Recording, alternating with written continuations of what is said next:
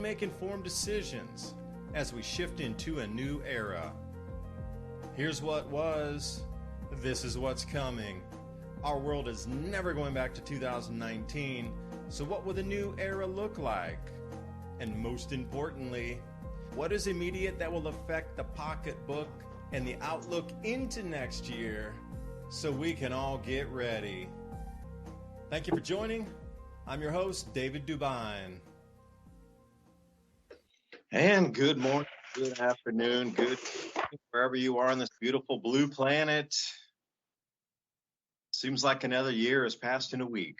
It's about the best way to describe it. So much happening, but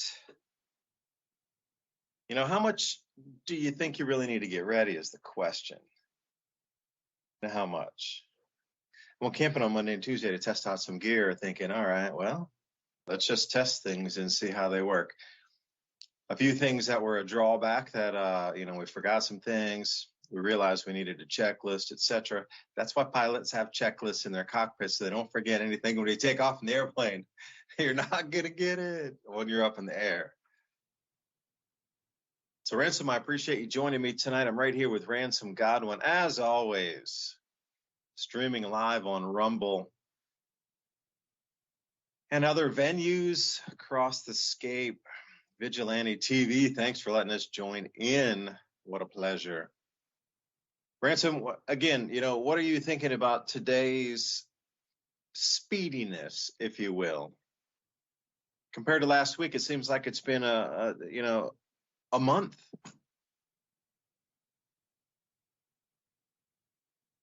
Yeah, it does seem like time's slowing down, but it also seems like there's not enough of it to, like you said, how fast do we need to move here? And I'm thinking pretty fast because I'm trying to do a lot of projects all at once so that, by the end of the summer, whatever happens, I'm not going to worry about much actually. And, going camping, that's excellent. I mean, you have to test out your gear and you have to get out there with the realization, can I do this? Can I just live out here? I mean, if I have to just live on the actual earth as a symbiote being, can I do that? And the question for probably, I hate to say it, I'm going to say 7.5 billion people is no. The answer is no. They can't do it without a support structure, without some kind of civilization, with something. Only very few people know how to just live off the earth. So going camping is a great way to test all of that, especially going camping with minimal store-bought items, stopping to get a bunch of drinks and all of that. If you go with trying to find some water, I mean, of course, bring backup, obviously, but try not to use it. You bring your supplies, but you try not to use them. You see what you can do there. That is a great thing. And I'm trying to do the same thing with the farming. How much can I actually get in the ground? How much food can I get up this year in my little, small, semi-urban, semi-rural lot that I have that's, like right around, I'm surrounded by people now. It's not really farming conditions, basically the entire area around my house, they laid probably, I'm going to say half a foot of gravel on there. So I've been having to dig all that up everywhere I want to farm and everything.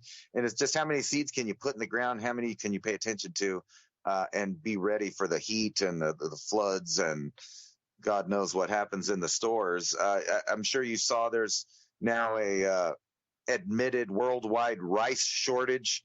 They're saying it's the worst in supply in 20 years. Well, that doesn't really sound like a big deal when they put it that way.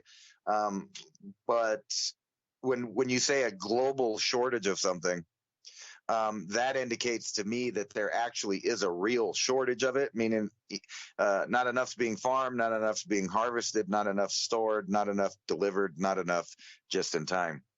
That's where I'm at. I'm tripping on how much can I produce this summer instead of worrying about too far in the future, connecting with the earth right now and seeing what I can do this year as far as prepping, but really just figuring out how to live on the land. I mean, basically, that's what it is. If you can figure out how to just live on the little patch of dirt that you own and produce enough, support that you just don't need that much of other things, you can learn to live without internet. You can learn to live without lights. All of that stuff is part of a make-believe matrix kind of we live in now. I mean, it's real, but at the same time, we were sitting here the other night and half of the valley just went dark about 3:33 in the morning. Oddly, it was so eerie that it just woke everybody up in a dead sleep.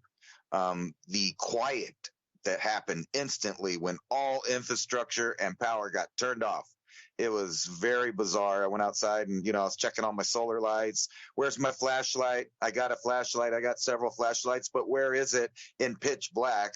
I actually thought, I might be having a stroke because, my eyes were completely open and I couldn't see anything until I got outside and, there's a little bit of starlight and I could see probably 15 miles away. They had power way over there.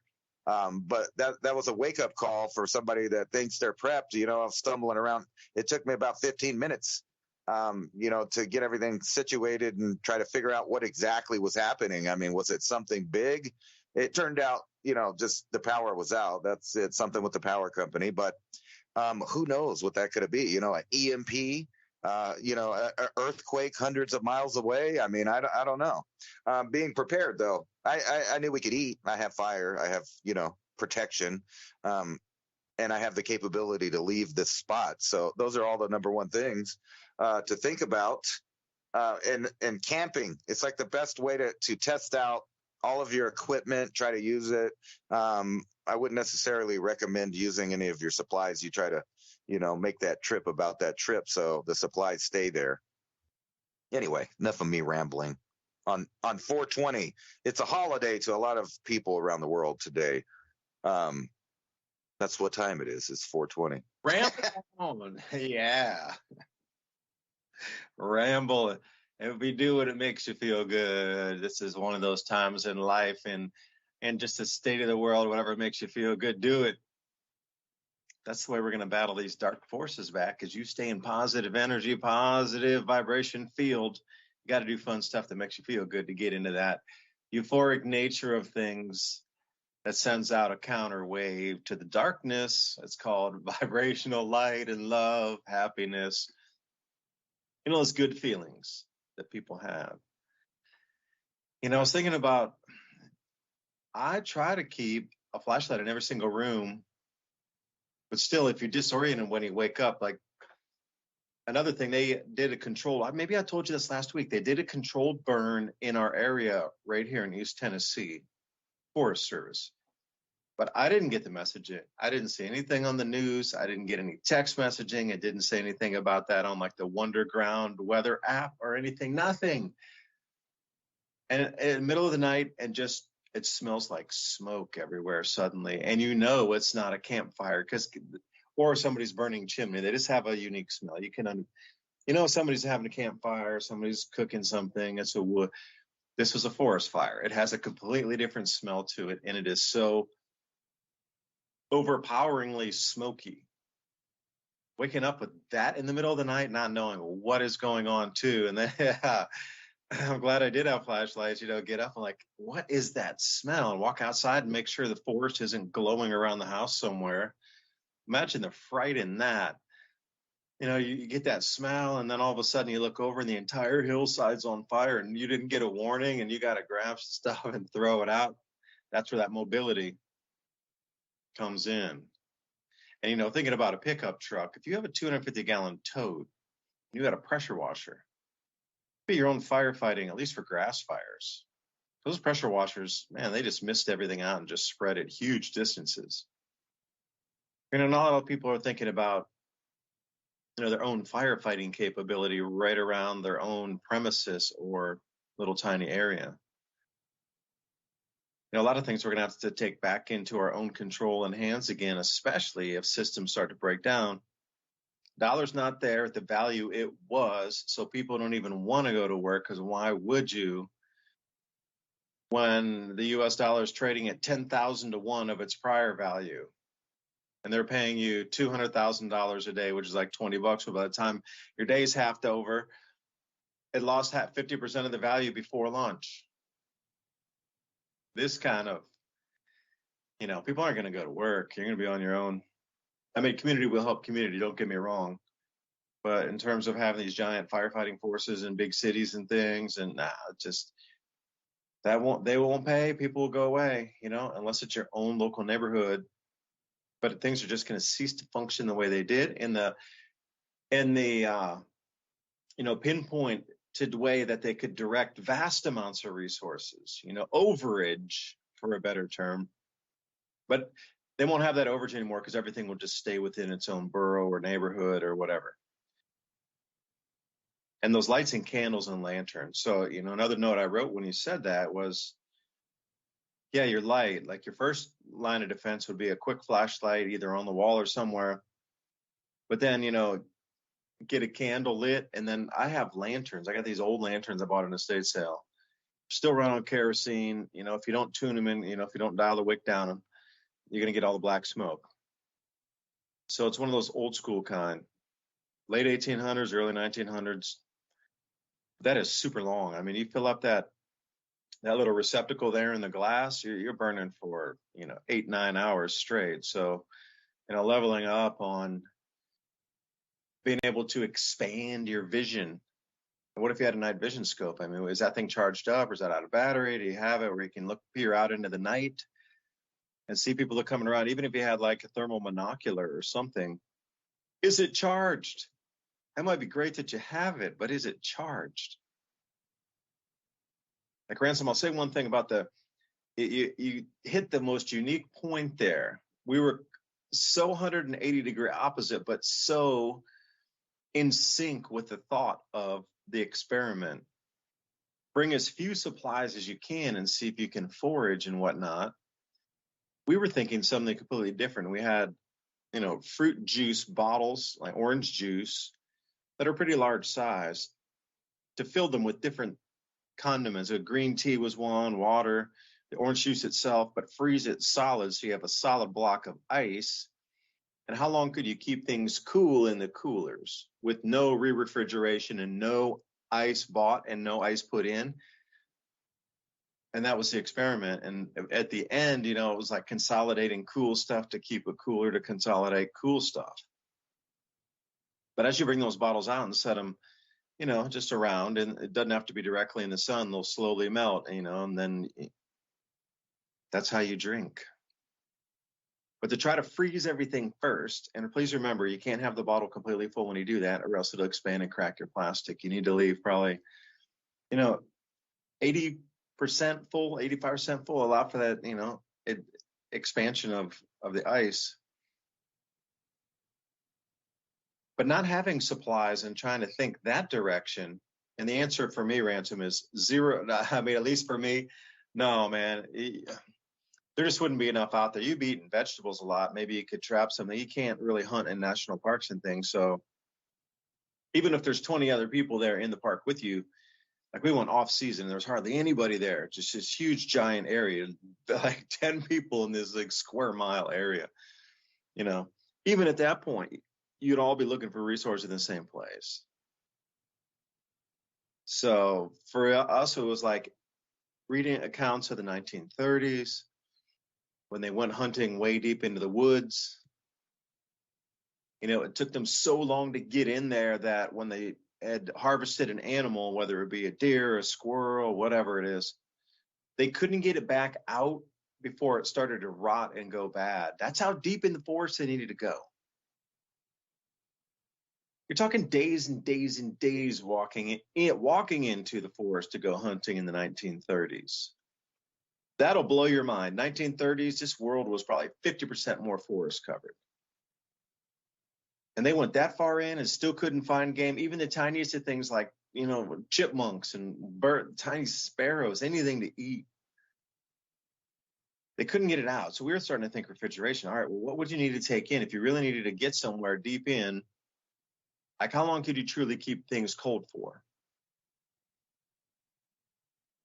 Like, how do you reverse the feast? We went in with a plan to cook something for dinner, but then we realized quickly, stuff isn't staying nearly as cold as we thought. You got to eat this first. You got to rearrange everything and retool the dinner based on the melt versus what you plan to have and what went bad first, even though you didn't think it would go bad first. But I'm telling you, Ransom, maybe what we could, we could find some, hands full of clover. The leaves were just coming out. There were fiddlehorn ferns there. Could have eaten a bunch of those. I mean, they were the most ferns I've ever seen in one single place ever in my life. It was the most amazing, those curled up ferns. You got to get them while they're still curled up and harvested. Man, there were thousands and thousands of them. Thousands, like seriously, like patch after patch after patch. You would have found some food for this season, but it would have pretty much been nibbled up. So I don't know, man. I'm rambling now, so I let you back. But Ransom, I hope I answered the question, because strange things happen in strange places. 4.5 earthquake in the middle of the Atlantic, in the middle of the plate, not even a boundary edge. So they're wondering if a volcano is starting to form like a punch through, like in Hawaii. Or a sub met another sub and they had a boom boom underwater. I don't know. I'm just saying that's possible. It's right about the right magnitude, right? If somebody tested something possibly. The other day that sent me down a whole rabbit hole. I was just looking at, I thought we've talked a lot about what would happen with a small exchange of nuclear war, how dead would the earth really be? I mean, like what would it be like? And, if they only let, say, 10 to 15 off and sacrifice some cities, some areas, possibly for different reasons, I don't know, like failed industrial cities that are a lost cause and whatever. There's plenty of targets that, they might hit for population reasons. But you realize that they've already exploded like 2,000 something. So anyway, this earthquake off the coast, I looked at the magnitude and I looked at the location and, obviously maybe something fell off the shelf or there was an earthquake, that was, for whatever reason, it's hard to find a reason for that exact spot. Or like you said, a new volcano popping up, a hot spot or something like that. But I also thought, that's the same area in the ocean that they talked about. They had to down a plane, and a nuke almost went off out there and then closer to the thing. And a few years ago, Lindsey Graham was saying, what would it be like if a nuke just went off the coast of, South Carolina? And, you get these comments. So I was thinking, what if they just popped one out there? How likely is it that they would just put one in a place like that to test something without telling anybody really about it? So I go through this list of 2,000 nukes that we did. And, I start seeing places like Georgia, Colorado, a bunch of places I didn't even know they did it. So they popped like 3 in Colorado trying to make a new valley and some stuff so they're experimenting all over the place with these nuclear weapons. So, and then you have the tensions of today. And I don't doubt that people in China and people in Russia, heard about this earthquake and were wondering maybe some of the same ideas. Did they just pop a nuke off over there? Or or was that a warning to us? I mean, there's no telling exactly what that is. I'm sure it was something geologic. I'm just saying, what a theory. It could have happened. But, I was sitting here thinking that the other night when the lights went out, just boom, dark. And so I get my flashlight, I go outside, all my solar lights are working, and I realize I'm one of the only people around that has a bunch of lights in their yard that work. Everybody else is in the dark. You can see phones moving around in their houses because that's the only flashlight they have.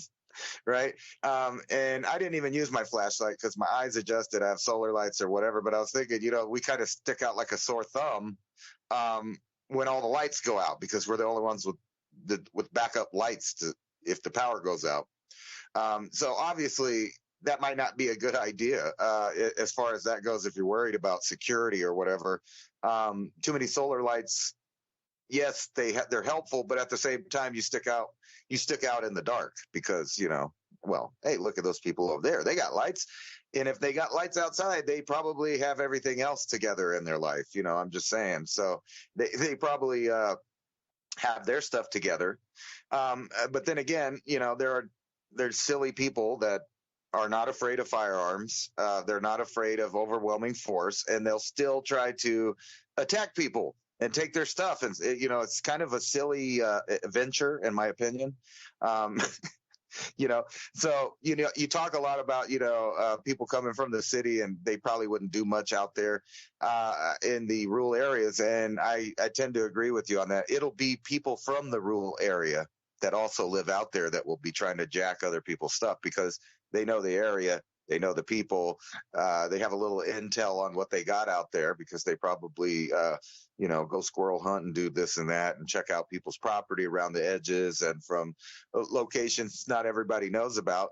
And more of this kind of stuff is going on. So when I see the lights go out, and I'm thinking, it's not an EMP, obviously, because I can see 15 miles away they have power. So I know it's a power grid problem. But can you imagine if all of the lights went out immediately, just all of them, and you couldn't see nothing? So you can imagine bumbling around with your solar lights and your flashlights. And if you don't live in a rural area, you're not in the privacy that you think you're in. So there's going to be all of these people looking at you. That was a side tangent there. So I was going to ask you about, what do you think about our Treasury Secretary Yellen saying that we cannot decouple from China? And what do you think the odds are that China will decide to go to war with us, regardless of what we think's going on? Yeah, I think that the first 48 hours of an emergency,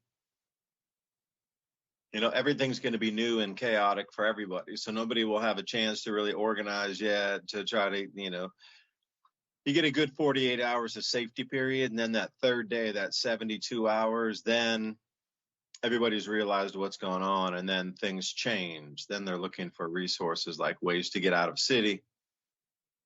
So your first 48 hours generally are the safest time to travel. Immediately after that, if you know what's going on, you're generally, and I'm not going to say all the time, but generally going to be unmolested during travel for at least the first 48 hours. It's just when that third day, it starts to get into, you better be much more aware. The fourth day, people are sort of scrambling to get out of the way. And then the fifth or sixth day, and if it's like that, people are getting hungry, and they're actually, coming and knocking on doors looking for things. Doesn't take long to get a gang together. Come on, guys. Yeah, you come with us. Yeah, we're going to go look for food, and it would take no time at all to get groups of people together to go do that. So when you were talking about the lights to adjust them, that first day, you might have that the first night, bring those solar panel lights down in, because it connects over to that account called The Year in Hell, when they were in Bosnia, and it was in Sarajevo, and then the city got ringed in, and they were in there for like a year and a half, and everybody was locked in the city. One thing was, even if they had candlelight or some means to have any kind of light, to use trash bags to cover the window, because as soon as somebody saw a light, after like a weeks or a month after the breakdown, they had to live in there for like a year and a half with no supplies, nothing. So even having a candlelight put you at risk. And they would always look for things to cover windows with routinely. Different ways to hang things, and plastics, and tarps, and put it over. You don't want anybody to see. So that first night, you grab those lights and bring them down, and then part of your time the next day is bringing off a few rooms with black plastic bags over the windows, where nothing penetrates out, nothing. You could be happy as a clam in your house with lights in your rooms, but nobody outside could see that you had anything on inside. Like we have a log cabin, maybe some light will seep through a crack or something like that. But generally, you can get most homes, modern homes, with sheetrock in them, pretty, light tight. Like no light's going to leak outside. That kind of goes in with what you were saying there. It would be a target because you're prepped out because you had the lights. But the first night, again, people are going to be so freaked out trying to figure out what went wrong or get their own affairs in order. Somebody might take a note or so, but if you leave it on the second night, then you're asking for problems. That should be down immediately in the morning. Or even if you know, yeah, and I wouldn't leave it up and bring it inside. And that's your emergency lighting. You can recharge that every day. Like you don't need it. You can actually put that little solar panel, just like, you know, sneak it through a window and put it out and recharge it. And then you got light in your home every single night. So anytime I have a chance to buy like those string lights or something, and I know a lot of people do because it's super easy backup light. We're using it for the barn. You know, anything solar is awesome for lights. They're portable. You can take them anywhere. They can be repurposed a million ways. All you need is another nail to hang it up. I mean, versatile use thing, unbelievable. And yeah, I don't think many people would be ready. And yeah, there were stories of dudes out here in the countryside, you know, yeah, lerping on people's properties still goes on. But again, I'll say people in the countryside also know where people in the countryside are shooting every day on their properties. Like there's a sound resonance in the forest that everybody hears it, and that's kind of the ring. Stay away from that sound. You know, so there's an unwritten rule there. I guess it's called common sense, maybe. But what other things could be used, Ransom, do you think? Like the emergency lights, something that you could, you know, take with you to enhance your life in the event of something happening. A water filter? I don't know. Fill me in. What do you think? Well, that's like one of those no-brainers. I mean, you know, you were talking about the forest fire stuff. That's exactly why I have certain items in several different bags, not just for me, but also other people, because sometimes you're going to need more than one person to deal with a certain situation. But the water straw, or various forms of it, I like the water straw. You need that. I mean, literally, you could just about drink out of any dirty puddle you find in the forest, and you'll be fine. You find a lake, great. You find a stream, great. But you can even get it out of places you probably wouldn't think of. But as long as it's not petroleum or stuff like that that's going to ruin the filter. I mean, dirty water is one thing, but chemical laced water is something else. It may actually filter it out. I'm not sure what they're claiming, but I would suggest trying to find a clean water source and then drinking it. But about the lights, so, you know, if you've ever driven down a country road, and you see, when you drive by certain people's properties, you'll see a bunch of their lights that come on, motion lights, sensor lights, stuff like that, motion activated solar lights, etc. And if you notice, some people would set it up to see where they're going at night. So they set it up on the paths that they walk. They put it over their buildings. They put it on their porch. They put it in all these places. The problem with that, in my opinion, and other smart people, because if you also drive down dirt roads, you'll notice every once in a while you see somebody's house that's completely dark, yet all of their lights and activated solar lights and motion lights, they're pointed outward a little further away from their property. And I'll tell you a little secret why that is. It's because they want to stay in the dark. If someone attacks their property, the lights are shining on people way away from their house, lighting up people further away from your surroundings by your house. So you'll be notified when they're way away from your house, because lights start coming on the borders and boundaries of your property. And they can see you, but you got a big light shining in your face. So those people that come out and are checking out properties, there's a difference between, like I said, people that set up their lights so they can see where they're going and stuff, and they really don't have a concern about that kind of thing, obviously. But in a real scenario, you'd want to know, and you'd want to be that guy that has the dark house with the lights out on the edges of his property. And the reason for that is because there's a clear line of sight right to the things that are being illuminated. And, you know, I'm sure you know what I mean by that. But anyway, you can see them, they can't see you. And if you practice walking around your property, everywhere you go, you should walk in some of the same exact places, so you know exactly every sound, every little dip, every it's muscle memory of your own property. So you can literally run around in the dark before you can even see and know that you're not going to trip over or fall over or do any of that stuff if you're being attacked. But if you're having to leave, which is going to be inevitable for millions of people, you're going to have stuff in your bag that's just going to get you along, which is obviously some source of fire and clothing that will protect you against the elements, because you're not only going to have to hide probably. You're not going to want everybody knowing where you're at because you have a big fire going. You're going to want to be dry though. So I'm suggesting Gore-Tex. And these are the same things that military people are trained. I mean, they're trained to have this item, this item, and this item, and this item. And the reason they're trained for that is because there's use for each item, and they may come into a circumstance where they're going to need exactly that. You're going to be able to eat. And you're not going to, necessarily find food. So you're going to have some really compact nutrients, something that you can take with you. And you might be gone for long term. You never know, no telling what kind of scenario may happen in the future. Hopefully we'll just go along hunky dandy, like everything's going to be all right forever. But it just doesn't appear that way. I see across the board in the financial markets, people talking about the dollar popping. It's going to pop. It's been predicted going to be popped for I don't know how long. Everybody knows the system is set up to where the wealth goes up and it stays there, and the wealth that goes down, becomes less and less. The value of the money's less and less. The cost of all of everything goes up. So right now, what happens if you just go to the store and there's no rice because there's a global rice problem? So you're like, oh, well, that's no big deal. I don't really eat rice, right? Guess what? A lot of the rest of the world eats rice. And guess what happens whenever they run out of their main staple? Well, they're going to start eating other kinds of foods. And when they do that, that impacts the market, obviously, because now there's a shortage of other things that millions of people don't normally eat. But because they have a shortage, now they're buying other things. And I could see that dominoing. And not only that, for the people that are like, no big deal, I don't eat rice.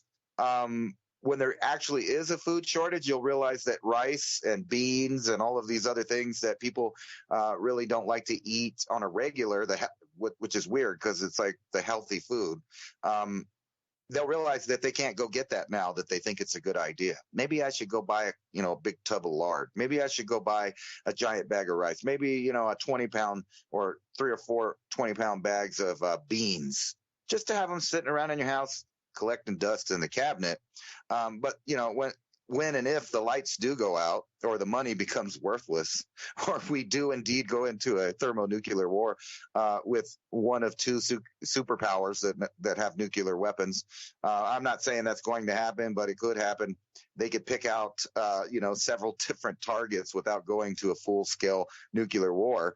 And believe me, these countries have already tested these scenarios above the ground, in the atmosphere, in the water. They've been doing it. And, that's just a theory about what could have happened in the Atlantic Ocean. But don't knock your governments. They do indeed do weird stuff right out in the open. If you don't believe me, you can go look up the history. I know there's several lists out there of all of the times that nuclear weapons were used in the United States, and it'll blow your mind. Most people think it was out here at Trinity Site in New Mexico by where I live. That's the famous one. And a lot of people know about the ones in Nevada and stuff at the testing grounds way out there away from everybody. But no, they're blowing them up under cities, right next to cities, stuff like that. They blew up some in Los Lunas underground. I mean, like some in Georgia.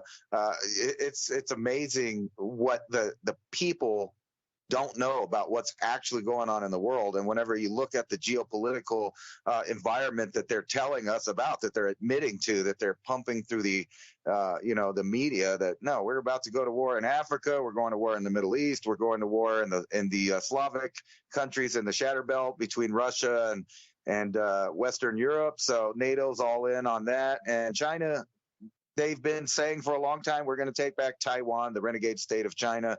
And it looks like, for all intents and purposes, they basically are doing that. And I don't think the U.S. is going to do anything about it because we're so tied up in the economy right now that's why our Treasury Secretary is saying exactly that, well, if we go to war and China doesn't do good, then we don't do good, because since Nixon, we've been destroying our own economy in favor of the Chinese capitalist communist system. Kissinger, Klaus Schwab, all of these people are in on it. It's just a question of which people are going to get to rule the one world order that they've established and that they're putting on it. And I was showing this article. I was going to send it to you. It's article from Brazil, so it's in Portuguese, but in English it says lotteries of houses with zero cost will start tomorrow. And you look at the picture, and there's these little tiny homes, with a water jug on top for their shower, and everybody's packed together while you look around them, and there's millions of acres of forest and farmland with nobody on it, and they're trying to pack everybody in these little, what I recognize as a ghetto. The classic term of it from the 40s, and also the present day term of it now, where you have rows and rows of government housing. The projects is what we call them here, where all of the poor people live and all of the people with mental disorders. And I hate to say it, but every little branch of people that couldn't make it into society, whether they had mental problems, psychological problems, physical problems, poverty problems, criminal problems, whatever it is, the reason that they couldn't make it in society, and then they shove them all in these little areas and give everybody some food stamps and a little bit of money, just enough to pay the bills that they give them. And recently, I don't know if you saw it, but they just had a video that was produced. It's on YouTube. It's called After the Reset. I forgot exactly. Beyond the Reset is what it's called. Do yourself a favor and watch that. And it's a satirical. It's not really that satirical, but it's supposed to be satirical future based on current events. And when you look at it, it is exactly what these global elite want for us. It was funny because they had bugs instead of meat bags that were delivered by the government. It was, and then after a while, I guess they ran out of the bugs. So it was beyond bugs. It's all beyond belief, man. Fake meat, fake vegetables, everything's tainted. You're going to have to grow your own. We're entering into this Aquarius time, and I see it as a real pivotal singularity in human history where the food supply is changing forever. And if you don't fight back and take control of your food right now, it'll be gone forever. I hope that's not too gloom there, but that's how what I see them forming. And I'm just trying to figure out, how do I opt out? How do I not put my kids in that system? Food is gone forever. That's a recipe for disaster. I try to throw that one in there. Keeping it light, Ransom. Keeping it light, trying to. That rice shortage is going to be a thing. Now, I'm going to take you back to the Hunga Tonga eruption, and I know I'm beating people on the head with this, mentioning it every show, but if you take a look at the NASA ozone. Now, Ransom, if I could ask you a huge favor, if you can go over to, just put in your search browser, NASA ozone, and you'll have the ozone watch page come up. And then you look at today, I think the latest one they have is the 18th, at least the last time I was on the site. Look at the 18th.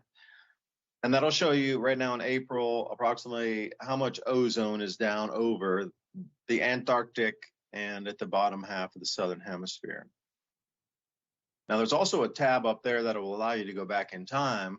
So just go back to 2021, just 2 years ago, and take a look at the April 18th diagram of how much ozone, how many Dobson units are there. And you'll see something startling, that we're already getting into what would be ozone depletion column time that generally doesn't start until August. This mesospheric ice crystal cloud event, for a better term.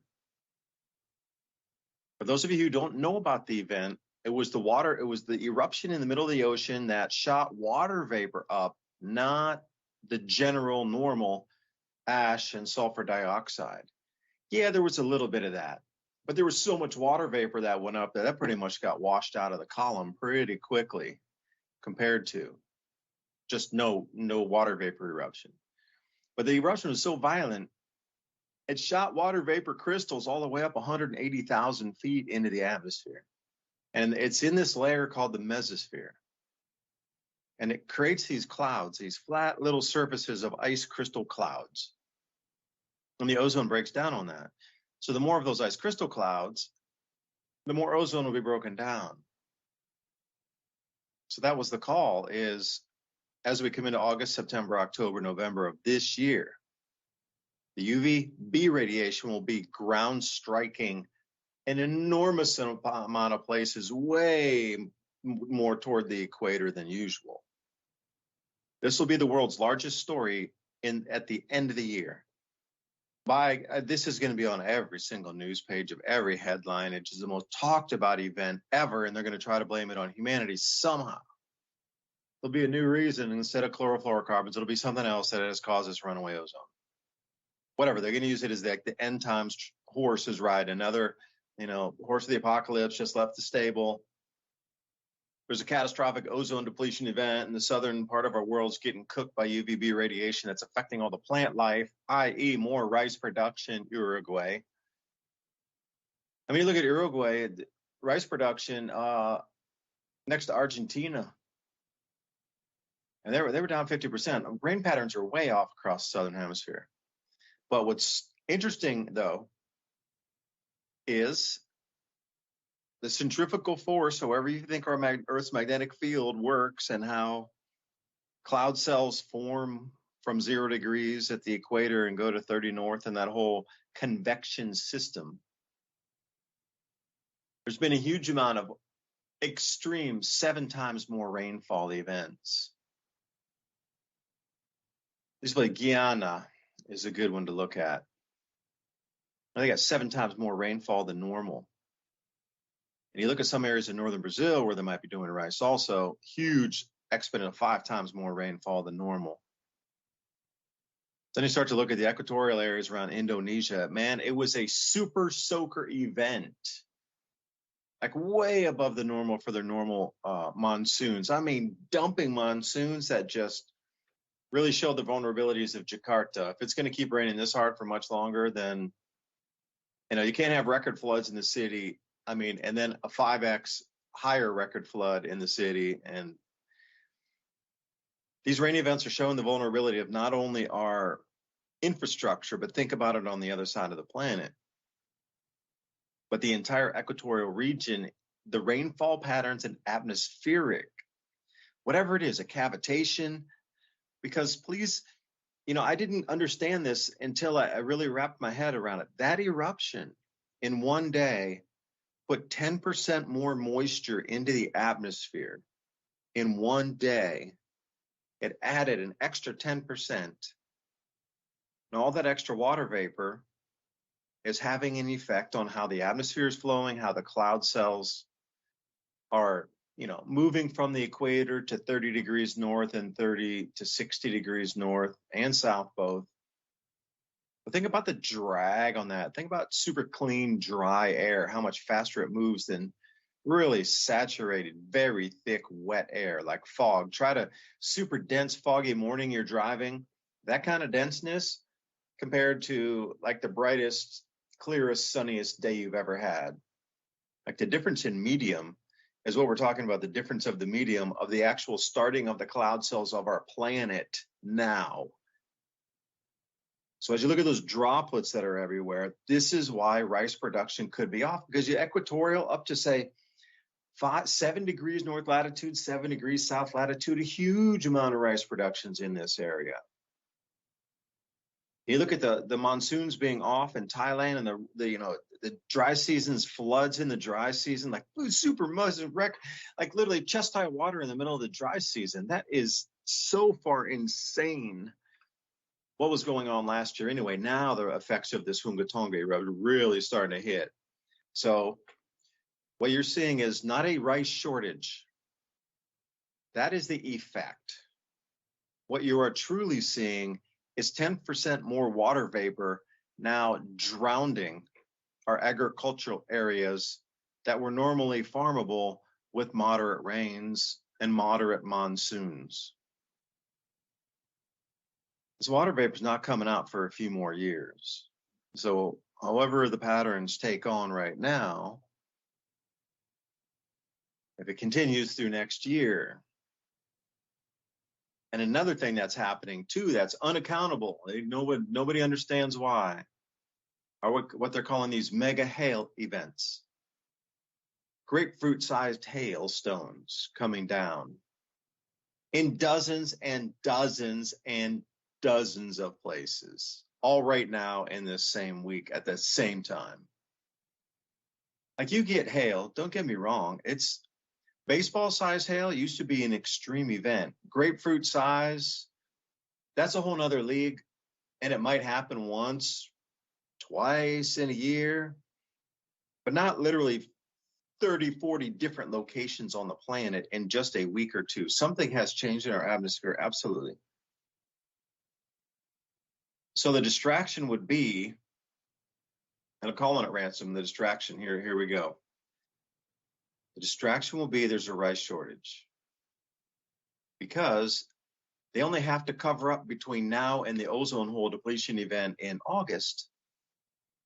Because if they come clean, they can focus on the rice shortage and the starvation and the rising prices and the fist fights in the supermarkets and the government lines. Did you see the video of the line in Afghanistan of the women waiting to get flour? That thing was stretched for like half a mile, maybe more. Single file, standing super close so nobody can cut in front of you, to wait to get flour at the local, granary or government provisioned flour on a ration. That's going to continue with the rice. But what they're not going to tell you is that's going to be global, and that's going to continue for a couple years. Then they're instantly going to be right into the ozone depletion event.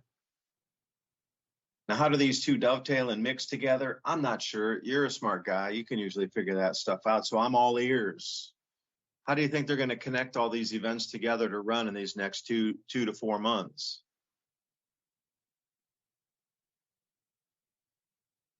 Well, it's climate change, mate. The SUV did it. No, they've been doing it. I mean, they have the same answer for everything. It's that, human beings bad, eating traditional foods is bad. If you drink milk, you're racist. If you eat beef, you're racist.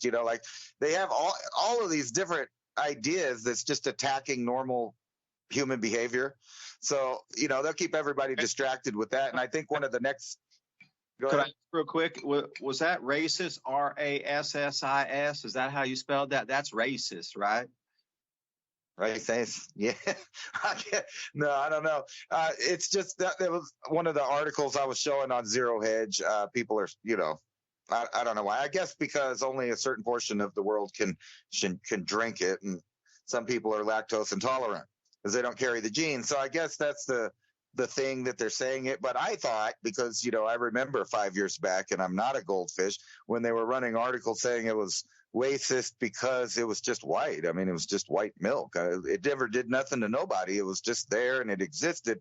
But none of that is real. It's just all different ways to try to make people feel guilty so that they don't want to buy into natural foods and healthy lifestyles. Instead, there's nobody out there complaining that Captain Crunch or, any of that stuff is bad. Don't worry about that. You go eat that sawdust. It reminds me every time I go into the grocery store, not to be gross or nothing, but when I used to read about the Romans having to eat gruel, like some wheat and some barley, and they just mixed it around with some mud and cooked it up. And there you go. I bet they had great probiotics, however.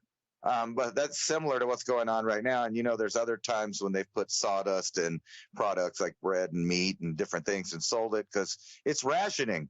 And there's going to be a time, and mark my words, because I've been watching it all across the board. Hacker this, hacker that. Right now, the air traffic controllers in Europe are or I think it was the UK, all turned off. All the planes have to stay down because somebody hacked their stuff. Now, mark my words, in the next several months, there's going to be major hacking happening in the financial sector, probably. They've been pushing for the idea of a military, bigger type hack that turns off a large portion of society, like maybe the infrastructure, like a grid or a dam or, something like that. But wait till for some reason, hackers decide to attack the food exchange or something that has to do with, trade between countries, or even hacking something that questions the value of things where it shuts down trade between countries. And I'm just wondering, if there's a world global rice shortage, why? And, is there a normal reason? Is it the reason you're talking about is like a natural cycle? Or is it that, all of these other events that they've been doing is a controlled burn or a controlled demolition of society altogether, where they're just slimming down the amount of things that people can do and can eat, and the amount of power that they have. They're even going so far to try to convince people to pay for different things that have to do with the global climate crisis and your CO2 footprint on the earth. And, if you just rationally think about that with critical thinking skills, a little deductive logic, you would come to the conclusion that they have thrown a scam at you to charge you for breathing. So it's like that old movie Meatballs, where they got to fly up with a big vacuum cleaner and suck out all the air until we pay the bill. And then, we can have some of the air back. Or better yet, they could start selling air in a can like they do water in a bottle.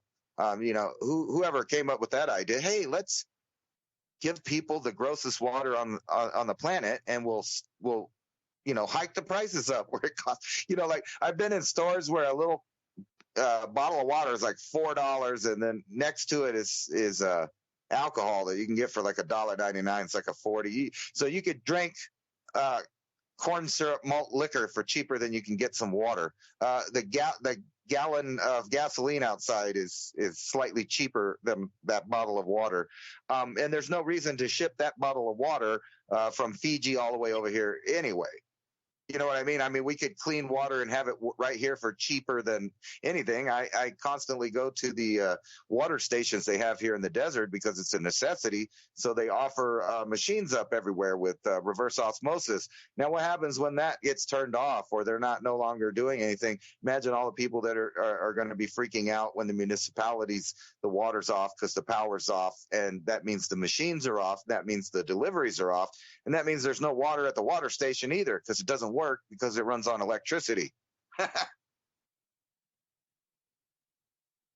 Yeah, what if they start denying you access to a spring near you that you used to rely on?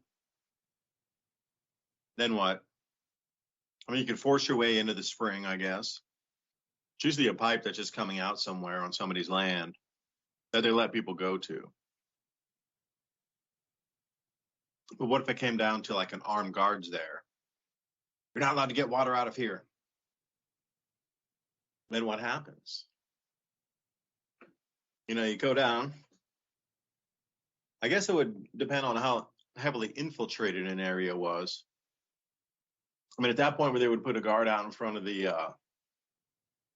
spring and tell everybody no water, just because no water, we're going to control your access to water, and nobody can get water from here, even though the spring's been running for 120 years and everybody gets water out of there.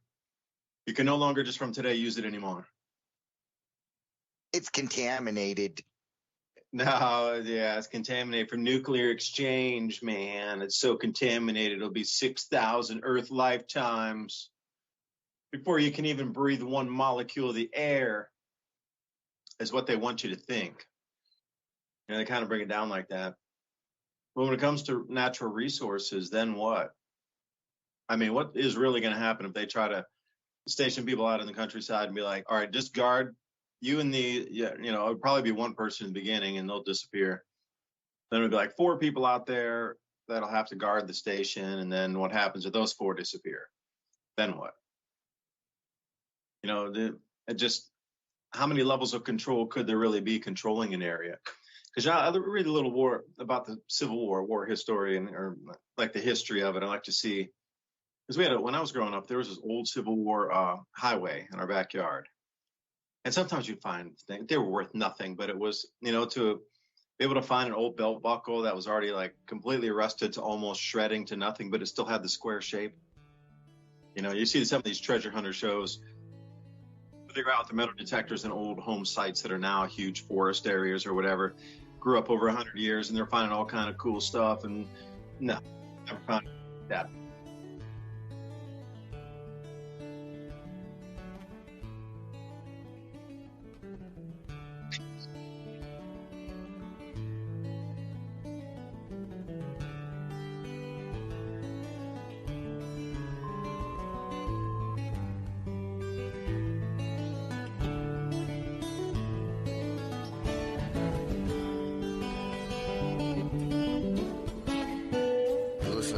Radio at freedomslips.com, and we'll be right back after this message. I've never realized a time that was more necessary to make sure you have a backup of food than there is right now. We see all of the food markets going expensive, every item. And some of these items that they offer in these kits are approximately $1.50 to $2 a meal or serving, which is quite a bit cheaper than anything that you're buying now. I'm really interested in the protein pack, because this is where, even if you're gardening and you're not going to have these proteins, but you can stack them back. And this thing has chicken, beef, eggs. So it has a lot of protein that maybe you could mix with the stuff that you're growing. I'm really thinking that this summer is going to be starting all of the hard times as far as it is for people with food. So I think this, beyond any other time that you've thought about buying storable foods, is probably the occasion to give yourself some insurance so that when hard times come and the trucks stop coming, you have a backup plan. At least you have nutrition to get you by. And some other people are not going to be doing that. They're going to be having difficulties and maybe even finding themselves in aggressive situations with hundreds of other people trying to get supplies that are no longer there. And these kits have everything. Fruit, you got the meat. It's all stuff that you're going to need to survive. The insurance that people need right now, I just don't think there's ever been a comparable time other than maybe when, we had soup kitchens in the 20s and right again in the 40s when things were becoming thin again. And we're in that time now. And when you start looking at world events, you can see that the food supply is going to be tied up with multiple different events around the globe. And you don't have to worry about those things if you have this taken care of. You can get 6 weeks, you can get months, depending on the size of your family.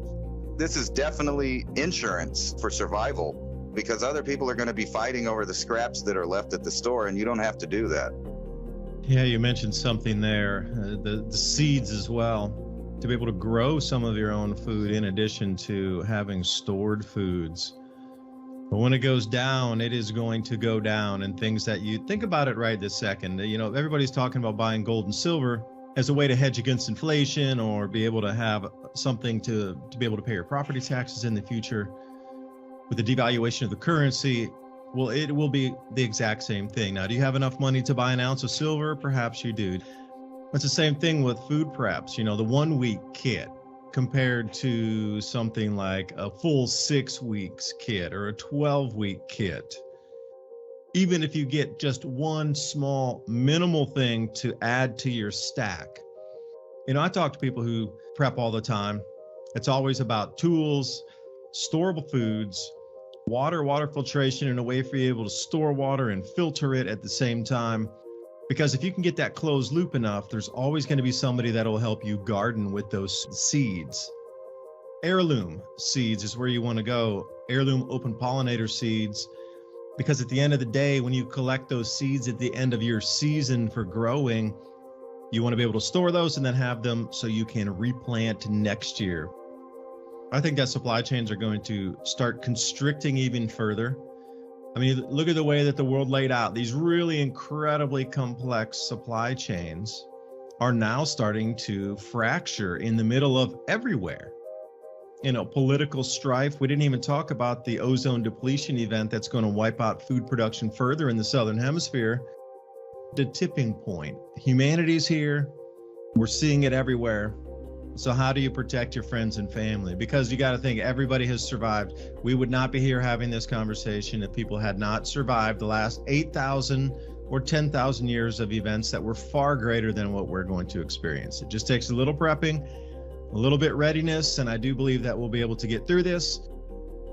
You know, when we're talking about these seeds and the storable foods to go with it, you're going to have to probably invest in both of these ideas. When you go through the list of the seeds that they give you, these heirloom seeds, they're the best type of food that you could possibly get or grow yourself. But you have this backup of the food storage that lasts 25 years. And that's heavensharvest.com. Use the code ADAPT at checkout. That's ADAPT. Take 15% off your order. Whatever comes your way, weather, war, whatever it is, you're prepared, you have security. At least you know that your belly's going to be full so that you can continue on the work that needs to be done to stabilize everyone's life around you. Of many Ice Age conversations. I'm your host right here with Ransom Godwin tonight, David DuByne. We're starting it off. You know, that was the thing just before the second hour break.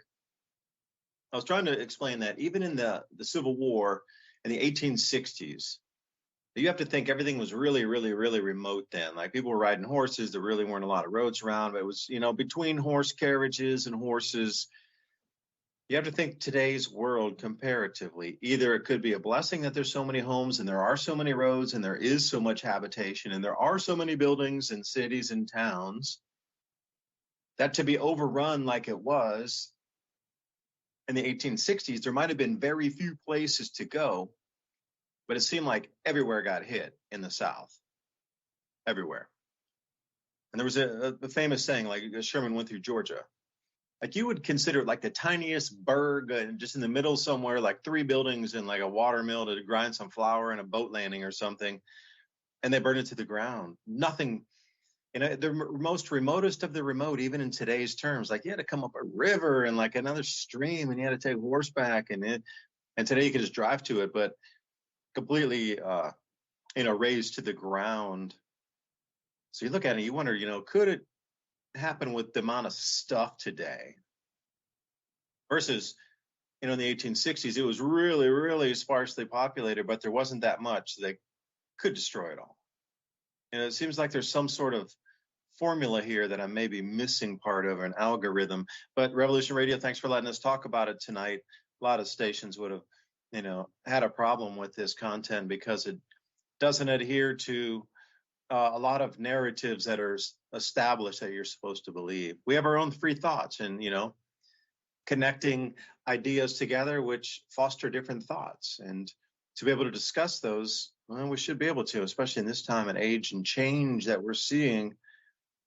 So, Ransom, you think like, you know, an invading force, I'm not even going to call it just a force, could run through with the same consolidation and the same amount of damage in modern day as they could in the Civil War, running through super remote, incredible remote locations? It'd be worse than that. I mean, you're talking about people that lived outside. They still hunted. They still lived hard. Most people didn't even have electricity. Most people were poor. Despite popular belief, a bunch of people weren't the super rich plantation owners, or in the North, they weren't, you know, super rich people either. The majority of the people that were fighting that war were regular, average, poor Americans. And it was so brutal by today's standards. I mean, even, you know, we use technology and people are killing people from far away. They're not really looking at it. They're pushing buttons. They're launching it out of tubes. We have scopes and things that, you know, allow you to take care of people a long ways away. And, you know, if you most of the time they're not thinking about there being a person on the other end of that. It's just a silhouette.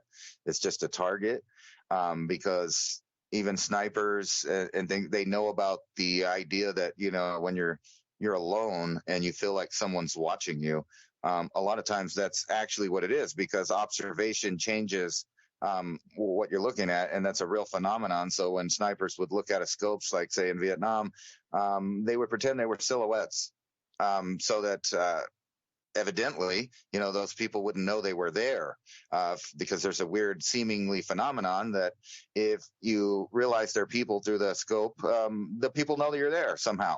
But besides that, you compare that to what was going on in the Civil War, and these were totally different people. These were people that lived a hard life already. They knew about nature, so they could survive out in between stuff. And when they hit a town, they destroyed it. All the kind of invasion from the Northern troops or the Union into Georgia when they were starting to win the war. And, Grant and everybody was in agreement, all of them, that, you're going to destroy them. You're going to starve them out. You're going to shut it down. It's over. It was brutal. And not only that, when the Southern troops were attacking, more along the Mason-Dixie where people were considered more Union citizens, I guess. They were being harsh too. They were burning down people's houses. They would catch people alone and strip them in the woods. It was horrifying. So if you think about that on modern times with I hate to say it, that there's definitely a predator-prey society now more than ever, I think. And that's because people have become sheeple and they rely on all of the systems of modern civilization to survive. And they really don't even have it in their mind what they would do without certain things. Like, where do I get food from? Oh, well, you just go to the refrigerator, or you go to the store, or you pick up the phone and you call Uber Eats or Pizza Hut, or, all of those things are basically fantasy make-believe in a world with no electricity, where the government has shut down, where the water systems aren't working, so anything that makes that happen. Ask anybody that lived right after hurricane. Thank God that in hurricane and tornado situations, you have an entire nation behind them, and a government that can bring aid and people that can bring aid, even though in prior years we've seen that government is not really that good at it.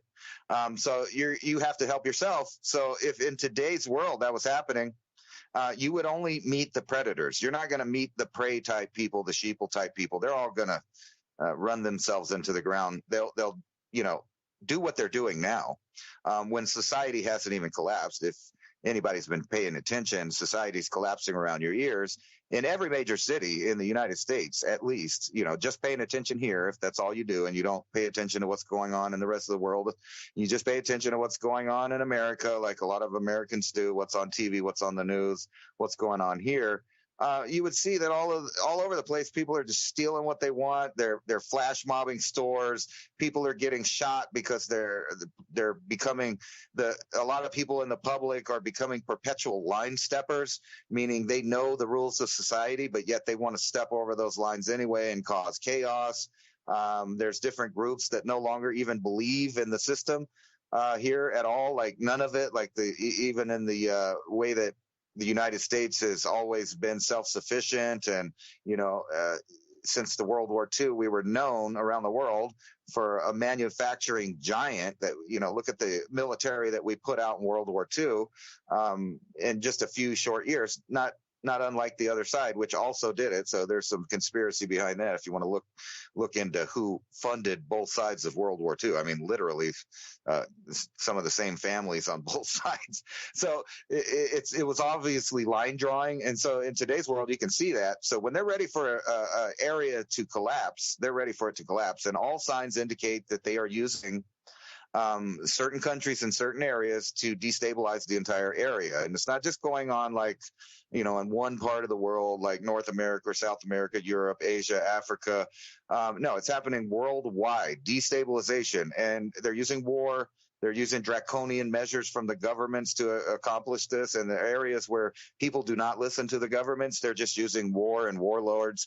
And if you've paid attention to some of the escapades of the U.S. military in Africa into supposedly fighting warlords, and then like NATO and the UN would deliver all this food to people that are starving, and then it would just end up in the hands of a few guys with military trucks, armored vehicles, and a lot of guys with AK-47s. So that was the real government, despite the actual government that wasn't coming to anyone's aid. So in the U.S., considering that there's 80 million legal guns out there that they know about, not to mention all the extra guns that people don't report or bought or traded or found or it was inherited from So I'm estimating there's probably at least 200 million more guns of various types in the U.S. So if they manage to fracture it here or turn off the system, it is going to be a war unlike any other war. So the only one really to compare it to, I guess, would be the Civil War, where there were groups of people moving through forest, coming into towns, villages, and farmhouses, ranch houses, of people trying to just live their life out there. They really didn't know what was going on, in the world or none of that stuff. But the war still came to their front yard. And then, when people die, people get upset. So if there's massive groups out there stealing stuff from people and a few people get shot, guess what? They got a cousin, they got a dad, they got an uncle, they get their feelings hurt, they go arm theirself. And then you have like the Hatfield McCoy type thing where they were just going to stretch a civil war, for years. It could have been horrible. So anybody thinking that it'll be like that as far as the mass amounts of millions of people in the cities, it ain't going to be like that. Those people are going to take care of themselves because they don't know how to function on Earth. But there will be other groups that do know how to function and that are armed and that will take. I mean, that's just zombie movie 101, right?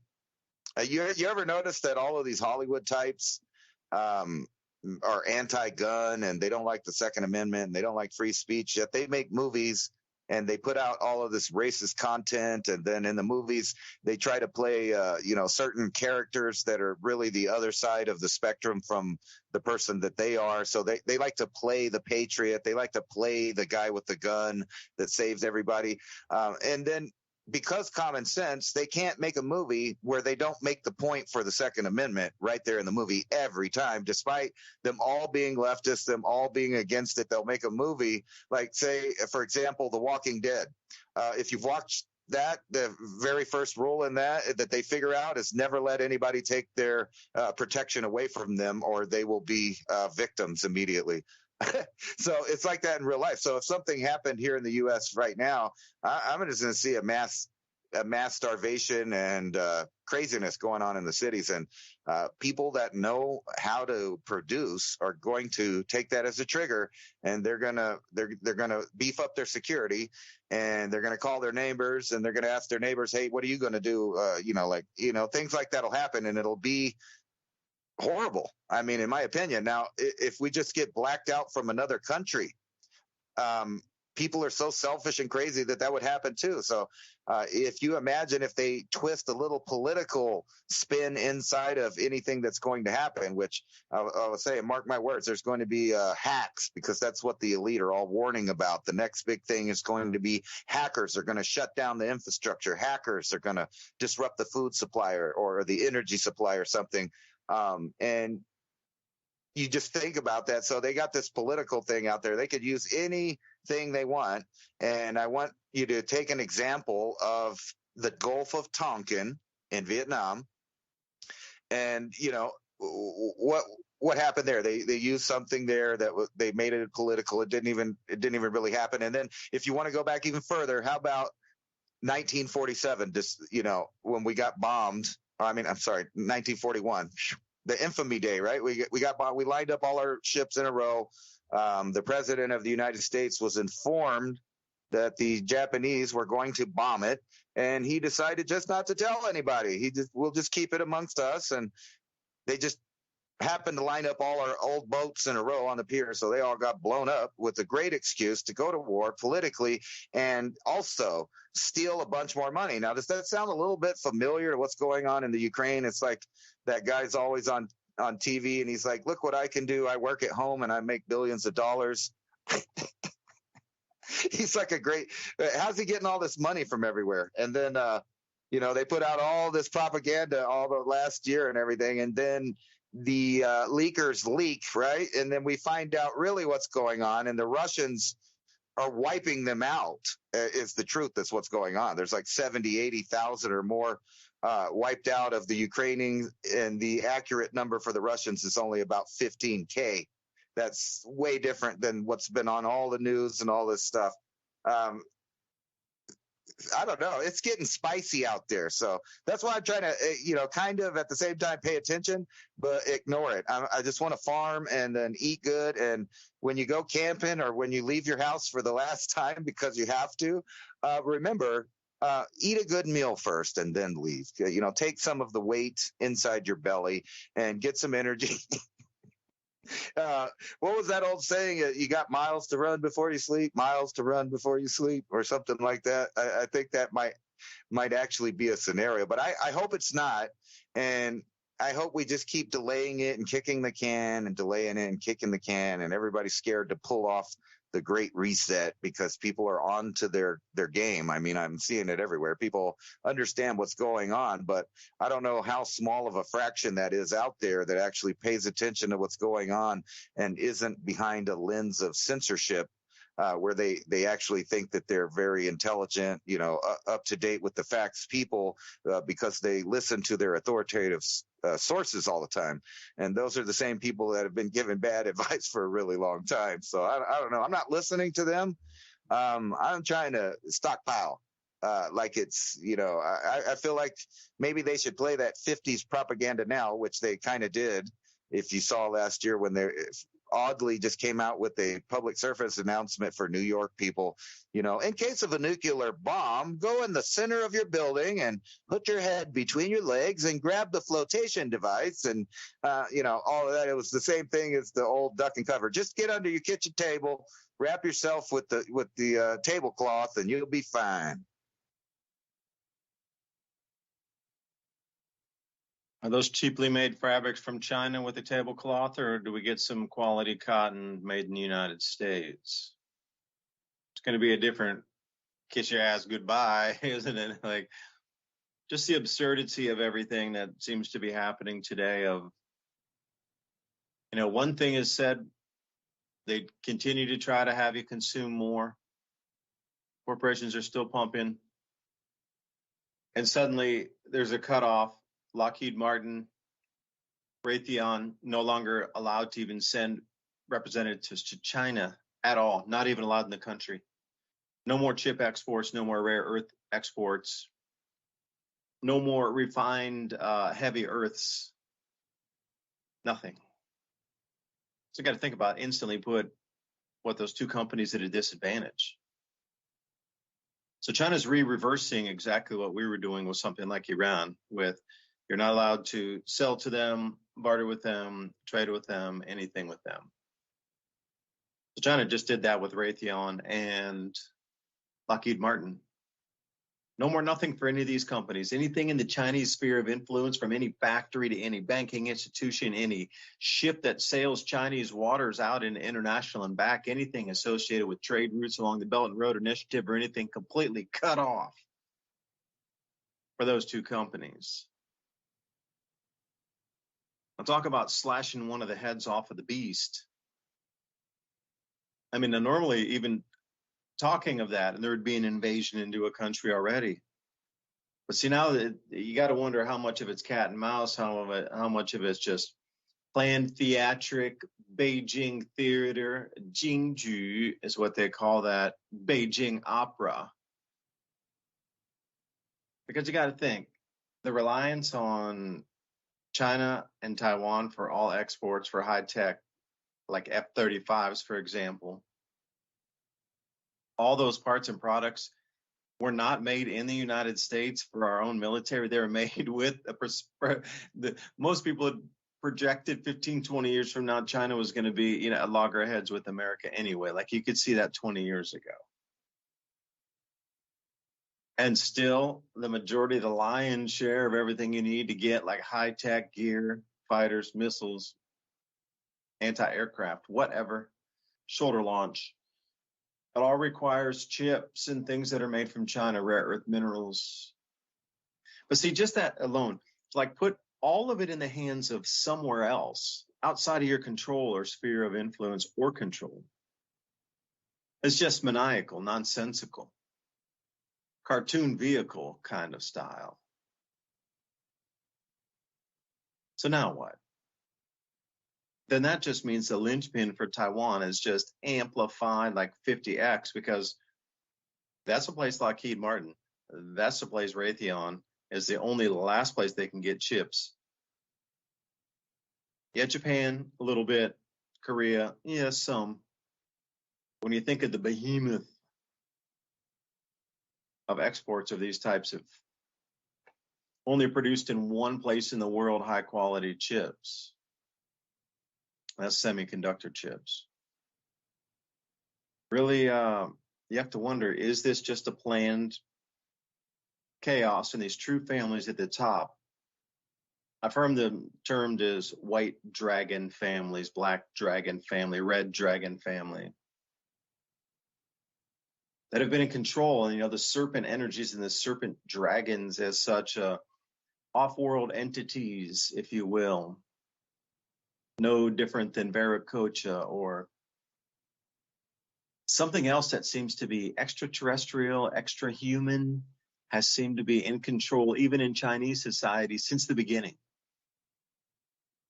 So you have to wonder at the highest echelons, because you think about in, what we consider Western culture, and like where way beyond anything Sassoon or Rockefeller family, like way up, like the controllers of those families. See, at the top, once you get to that level, then whether it's the white dragon or red dragon families of China or the controllers of the sovereign bank owners and that type of wealthy elite that then tell the minions what to do to structure society. Like when you're up at that level, you're both something else. And you're not human. You're not in the society. You don't care what happens to the humans. It's just a farm. They're just breeding stock. They're just a resource. Human resources. Makes sense. Follow the lexicon. But let's say you're at that extra off-planet level. Then would it not make it where you would cooperate to get the end result to set up the new world? So it might appear that they're arch enemies, but in reality, it's all being scripted for creating the most chaos possible. Because everything we see is a bonehead move, so it's only planned to create chaos. I was saying on my program last week over on Brighteon TV, Mike Adams there, Friday afternoons, 2 to 3 p.m. Eastern Time, that we're entering the chaos phase right now.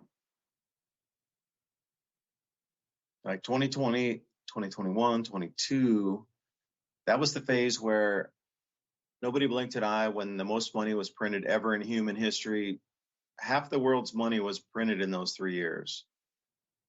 And it took 3,000 years to bring it to that point. And then half of all the wealth created in printing form occurred in just 3 years, doubling the world's money supply. And then all the goods went underground, and there was always shortages for us here, but then the supply chains were rerouted with all that extra money to fill them up for continuity government. Now the chaos phase needs to ensue for all the people involved so far with the distraction to keep us unprepared, can run and skedaddle out to their whatever hideaways, let's term it that. And with all the Zoom and all the tech and all the new AI, faces, and these people do not exist faces. And I'm, taking a look at AI itself, how far it's progressed. It's shocking. I'm already at the point where realizing if I don't use it, even though I dabbled in it the last 6 months, like at the speed tech moves now, I'm 6 years behind because I wasn't on it from day one these last 6 months. Catching up on 6 years, even though it's been 6 months. These people are going to run away and leave whatever holding the bag. But the distraction of the rice is to explain away food shortages. And from there, it'll morph into more food shortages. Watch how it goes. I get a pretty clear picture of this rice thing. Okay, it's got to be the base excuse. Everybody understands rice shortage. But as this ozone depletion event continues and really starts to get strong and really starts to damage crops across the southern hemisphere, depending if they're in their planting phase or if they're in their first emergence or if they're coming into like late maturity, whatever, things are going to start to get whacked.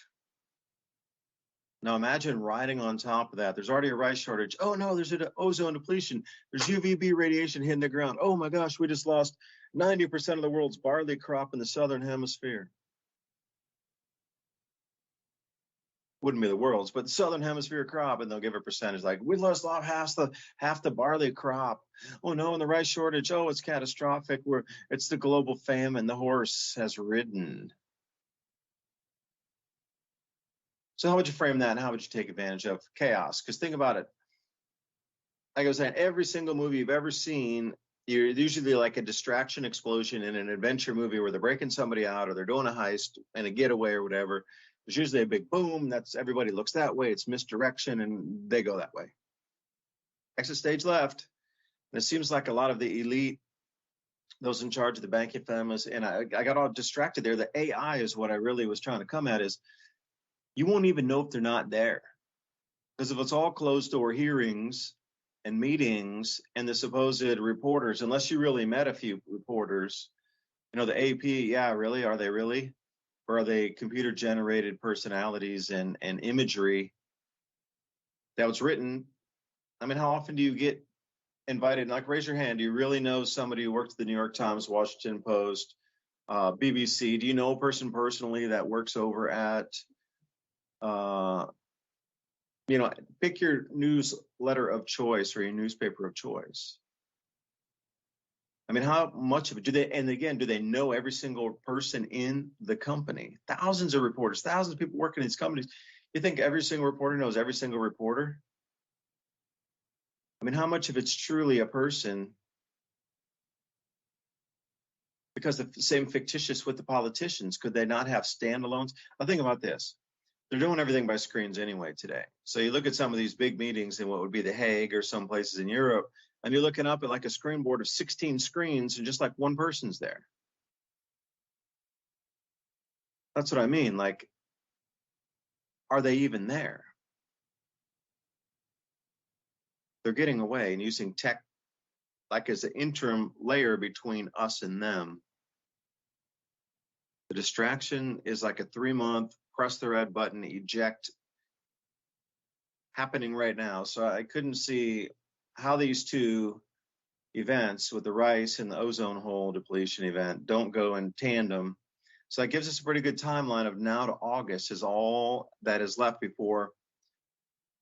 This was going to cause a real disturbance in the food supply anyway. I mean, really it was. I mean, no BS assessment. That's why I've been talking about it for the last year.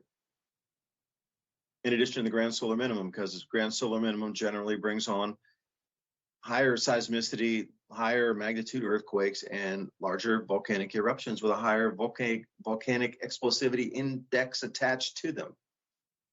And we're just seeing it. We saw the next Russian, if you go to Windy, if anybody's out there and wants to take a look at the sulfur dioxide that came out of the eruption there in Shiveluch in the Kamchatka Peninsula, please go to Windy, WINDY.com. That's a wind earth model. And if you'll see a first tab, it'll be on your right side. It'll have like temperature and that thing. If you go to the bottom, there's some dots there. Click that and it'll say more layers. And then you want to come down to sulfur dioxide. And you actually don't click the toggle button, actually click the word that says sulfur dioxide. And you can see how much is spitting, and it is tremendous, the amount of sulfur dioxide. It blows my mind how much and how vast and how quickly it's already swirled up to 90 north. It's already up there. That's the whole thing. That eruption was just a week ago, and that sulfur dioxide, light blocking particle kind, is already at the North Pole. And just these vast clouds of this stuff swirling around the northern hemisphere from like 59 degrees north latitude all the way to the Arctic Circle. Like, this is truly an event coming in here. Now we got the southern hemisphere, Hungatonga eruption, UVB, huge amounts of water vapor in the atmosphere, a lot of it equatorial, ruining crops. And then we got this new eruption, Shiveluch, 68,000 feet. Some say 72,000, averages somewhere 65 to 68,000 feet. That's another huge one. When these arc storms continue and Tulare Lake's refilling over in California, and just ag across the world is just generally not doing the best because all of the extremes we're encountering. This is going to amplify in a quick fashion, like super quick, October 2024, the ultimate in the magnetic canceling waves and the disturbance in our magnetic field here on the planet will occur then. So between now and then, it's going to get stranger and stranger and stranger. So you can see how if you were the elite, it's time for you to bail. You got less than 2 years. Everything has been milked already wealth-wise. And how do you distract the populace while you get out? We have to have the appearance that there's still meetings going on. Again, it comes back to the AI and the screen time and the screen faces. I don't know, man. It's a weird world we're living in. I mean, what is real? What is not real?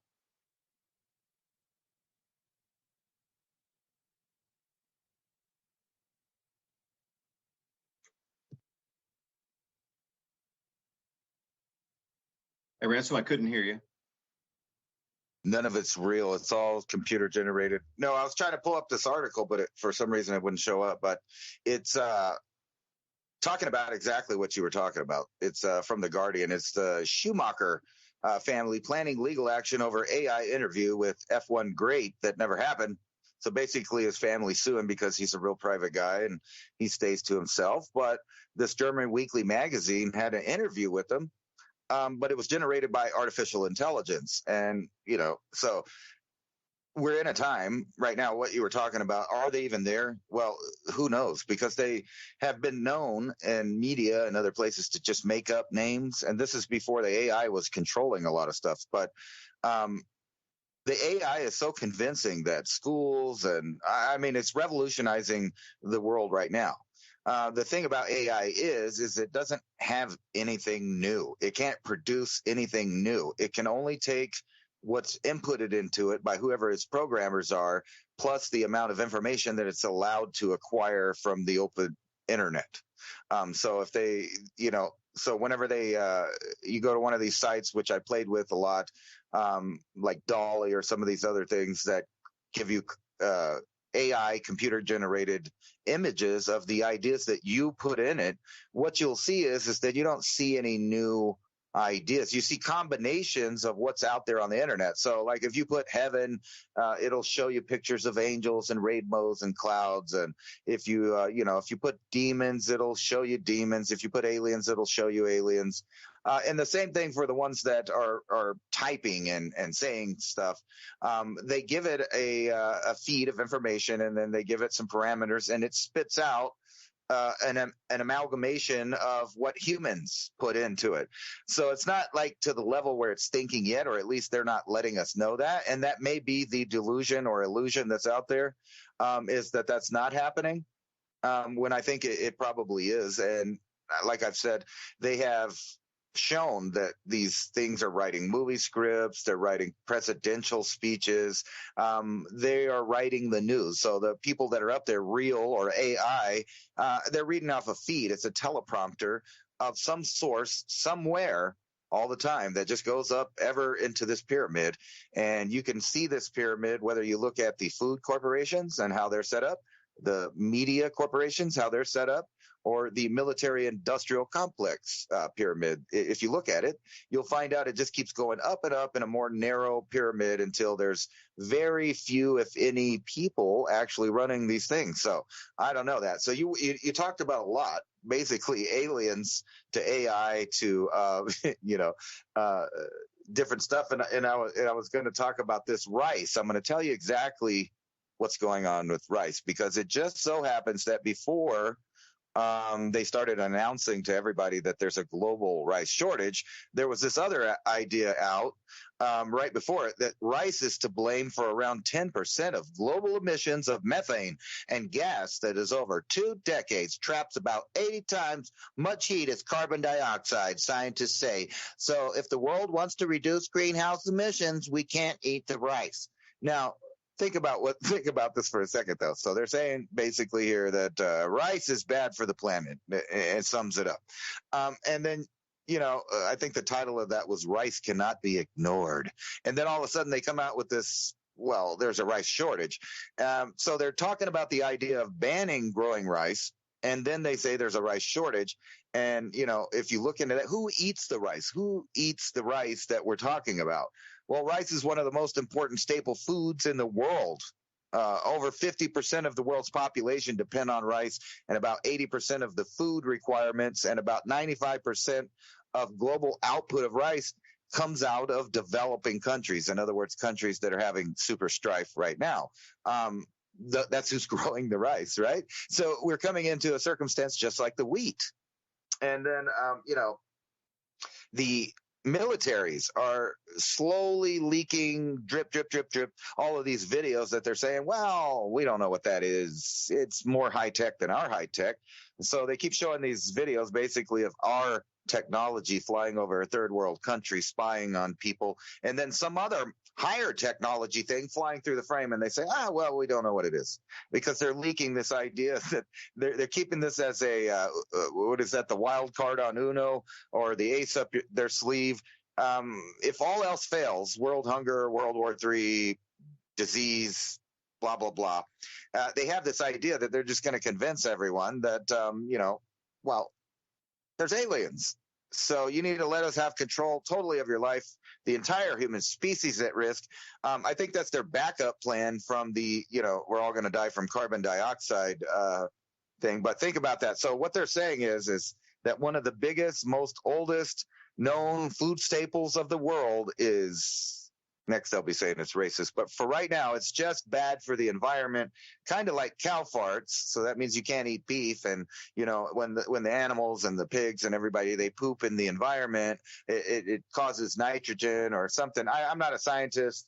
I'm not even that good at reciting their things, but it's always something that isn't a direct attack on food production and the human lifestyle as it's been on the planet for the last, I don't know, I'm going to say million years, because in my opinion, whenever you study anthropology, and it's another thing that's so weird, there's anthropology and then there's genetic science. And if you follow both, you'll realize that they don't agree about much of anything. All the way from evolution to where human beings came from, at what times they showed up, etc., what we are as a species. Like they admit in one group that we're 5 different species mixed together, and then in another group is trying to convince you of a story where we're all homogenous people that came from a specific spot at a specific time. From religions to science, they're giving you these alternate stories. And then when you really, scan through most of these articles about scientists, you realize, well, this peer-reviewed paper says this. And then you think about it just critically for a minute. A peer-reviewed paper is a paper where a bunch of people all said the same exact thing and not one of them had a dissenting opinion or, anything like that. So that's not even science. That's like groupthink or kind of like a religious setup. So when they're talking about all of these facts and figures, and I'm thinking on your trip, I don't care what man is producing on carbon dioxide. What did the volcanoes just spew out? How much carbon dioxide came out of that thing? How much water and material did that? Because when I actually study into human history, I know that the only times we really did bad is when the earth started burping stuff up, or the sun decided, you know what, we're going to put you guys on break for a while. So that's what I'm really worried about. But the AI is the distraction. It's like a disease or a cancerous virus that's working its way through civilization. And what do they want for the third world countries too? Is for us to infiltrate them, destabilize them, and then offer them fried chicken and cell phones with 5G coverage for everyone, because that's something you can eat. It's this spy device. And by the way, the U.S. government is double, triple, quadruple down. I don't know how much it is, but they're going to admittedly put up more eyes in the sky over a city near you. In other words, lots of drones flying around watching you, keeping track of you, following your social media feeds and scoring you appropriately in a secret folder somewhere, and keeping track of who you are and what you do and where you shop and where you go and what you buy and how much you buy and what your patterns are, because all of that's being put into, this big database of what they cried in the past was just metadata. Don't worry, it's just metadata. We're not really spying on you. But now they are putting more eyes up in the sky, and they're interlinking this entire system. And then you see the countries of the world changing their financial format. They're moving over to a different money. And there are whispers in Mexico that they may also join the BRICS, because, that would be great for the U.S., right? One of our biggest trading partners that supplies a lot of our food just all of a sudden goes to a different money that we're not using. And also at the same time, there's all of these rising violent cartels controlling the food market, because they're not really worried about drugs no more. And that should be something that should be raising some eyebrows right there, is why is the cartel moving from a drug business over to a food business? Why do they care who grows the avocados? Who cares who's growing the corn and the other things in Mexico? Well, evidently the cartels do. And maybe that's part of a destabilization program, or maybe they're just really smart business people that see the same trends that we're talking about, where the food is the market is being sewn up. And so people in America we need to not fast forward, but rewind in time to back when we made everything for ourselves, and everybody was a jack of all trades, and every yard had something growing in it that was basically organic, because they just planted it and let it grow like that. I'm hoping that we go back to that, but I just don't see it happening. There's, I don't know, like I said, about 7.5 billion people that don't have a clue. Well, they will get a clue soon. Now, please remember, in the beginning here of the show, we were saying really how much do you need to get ready for, to prep out, to, prepare for. Depends how remote you might be and how many people you have working with you and how long you think the event may last. Now, for me, this is just my own mind, so it's helping me try to get prepared and plan for things. This magnetic field anomaly will be here in October of 2024. Most of what we're seeing in the chaos of the economy, the society itself, that will all be done with, because when it comes to the basics, people are going to sweep all that, aside and just start doing things like growing food, and it won't matter all these things that we're making matter right now that have no relevance except to distract you. Like that period of time from rice shortage to ozone.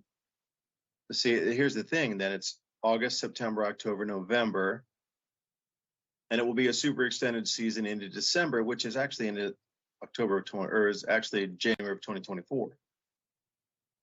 So between then, you're already only 10 months away from this next biggest event. So imagine these two huge events coupling through the Christmas season. Suddenly we're in 2024. Well, then the biggest of the event of this magnetic field will occur in October of that, whatever form that takes. But realize also that every day after that, the magnetic field is strengthening and that magnetic field anomaly is weakening.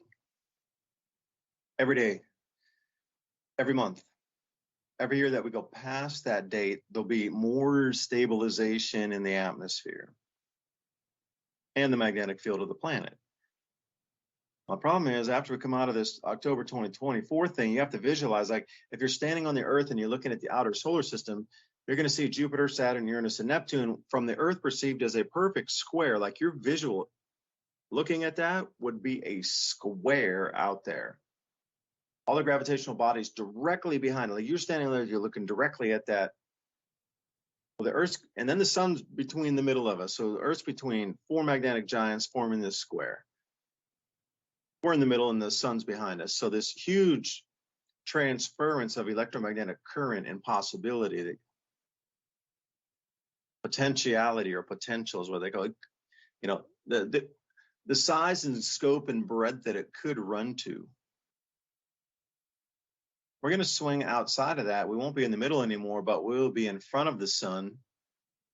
Just mere months later, Earth will be the only thing out in front of the entire solar system with all the big gravitational bodies, the sun and all those gas giants and things in our solar system that usually pull huge amounts of space debris into them anyway. Everything is directly behind us at that point in 2025, probably around April, May. Now we're going to sit in the middle of that bombardment trajectory for about 6 months. We'll swing back on the backside of the sun, come into the middle end of 2026. We'll be back behind the sun, which will give us a respite, and we'll get like 6 months of calm where there'll be no more like bolides and fireballs from the sky and crazy stuff like this happening.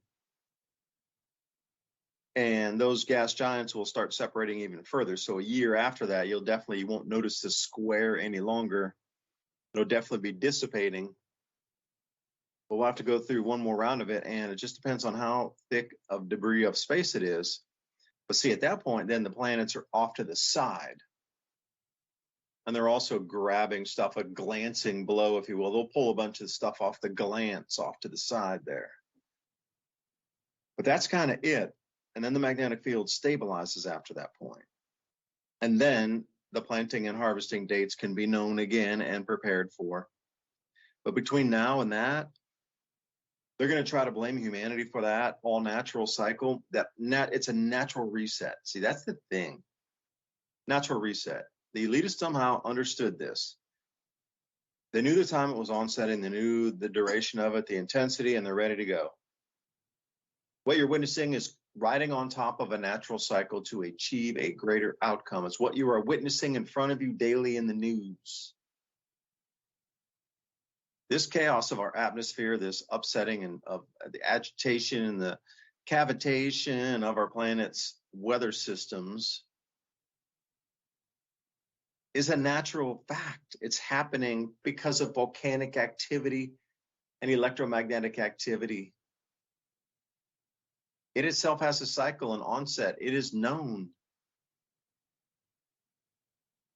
But where do we sit in 2027 or 2028 coming out of it is more the question. Like, okay, let's say you got ready for the next 5 years. You had enough stuff where you could grow seeds, and you had enough things where you could repair, and you were able to think about repairing and restocking stocks. And that was your game plan from the beginning. All right, you got it wired out 5, 6, 7 years. Okay, now you come out in 2029, then what? I mean, there'll be very few people compared to today. The elitists will have run underground, and they'll probably be emerging at that point with some sort of probably armed forces to try to recontrol everything. Monetary system would be intact in a digital form still. They're going to pop out of the woodwork, and then what? Start making everybody. There won't be any more. Every records office will be totally gone by this point. There'll be no more records of such as we understand them. Like, there might be some random documents laying around,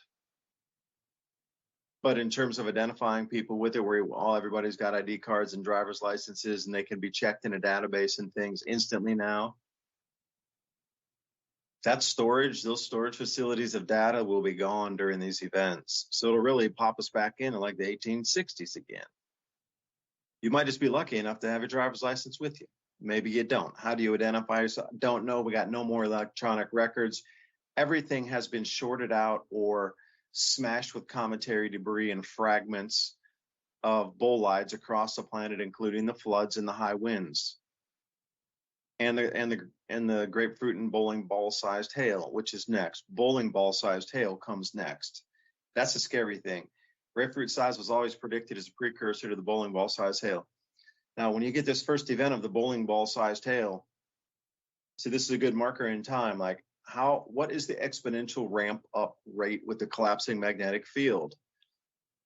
Is it going to be grapefruit size this week, and in 2 months it's at bowling ball size? Or is it going to be another 2 years until that happens?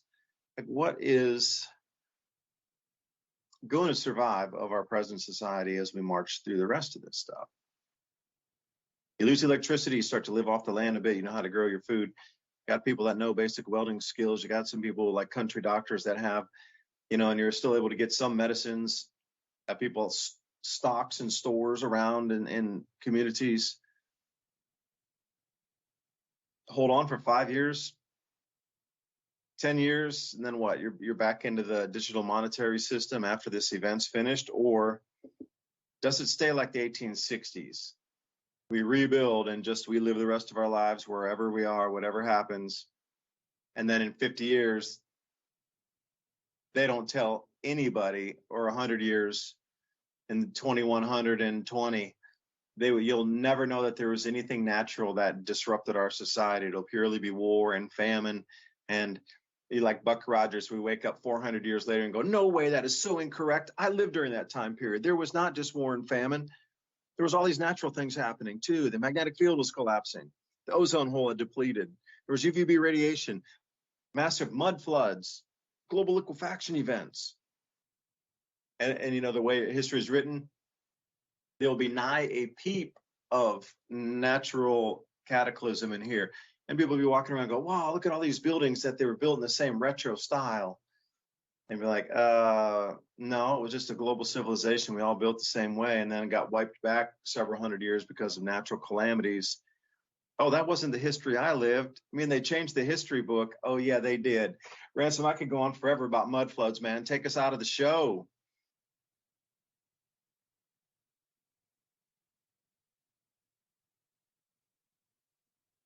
Or did you bail early, man? I'm curious.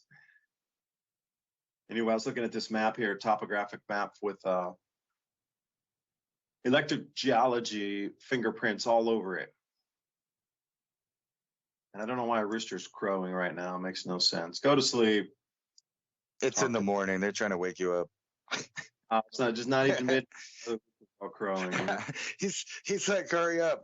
Let's start the day. No, I was actually, I thought I unmuted myself. I'm sorry. I was reading this, little thing from Newton that, where he was predicting an Armageddon style end of the earth about 2060. And recently I just read, what was it? Is it DW 2023 that's supposed to show up in, I think it's 2046 on Valentine's Day.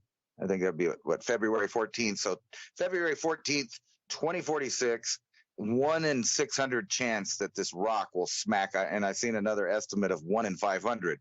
So in astronomical terms, this is, a lot. That's a really good odds that it's going to smack into the earth compared to like 1 in a million or, stuff like that. However, if you start reading about it, what they say is that, there's 1 in 500 chance because they don't really know exactly the path it's going to be coming in because they can't predict it because it's going to fly by the moon several times, which is going to alter its trajectory. And we know that there's 9 other close approaches in the next couple of years. Was it 2053 or something like that? But I thought how ironic that was that those dates are so close together.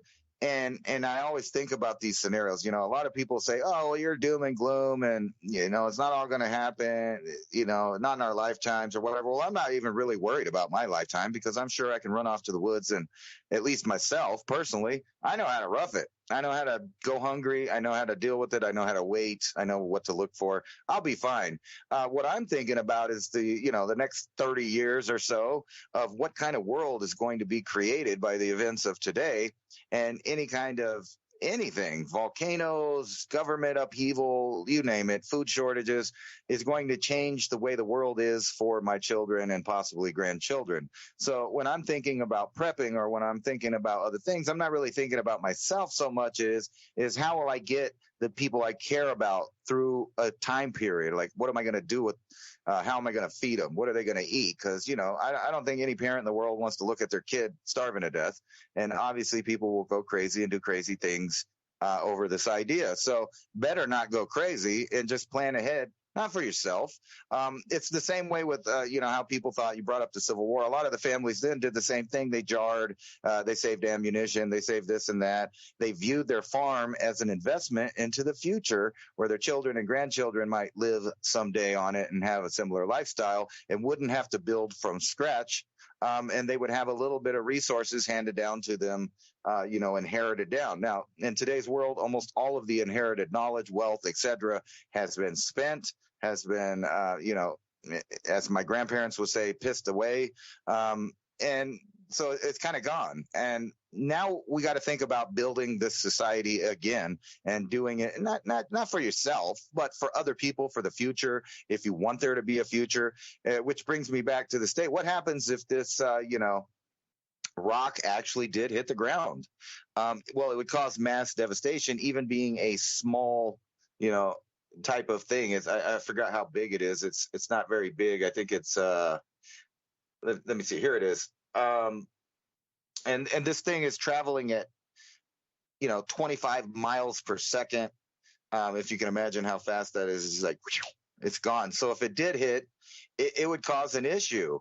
And it wouldn't just cause an issue for like a year or 2 years or 3 years or 4 years. We're talking decades, and it's something like what you were talking about. But I thought it was ironic that these dates they give 2047, 2046, and 2054. In that time period, this object will come by the Earth and near miss it or fly around it if we're lucky, 9 different occasions. But they admit that they have no idea if it's going to smack the Earth or just fly past it, because they don't know how to predict how it will change with the moon's gravity, or the orientation of what's going on when it finally gets around.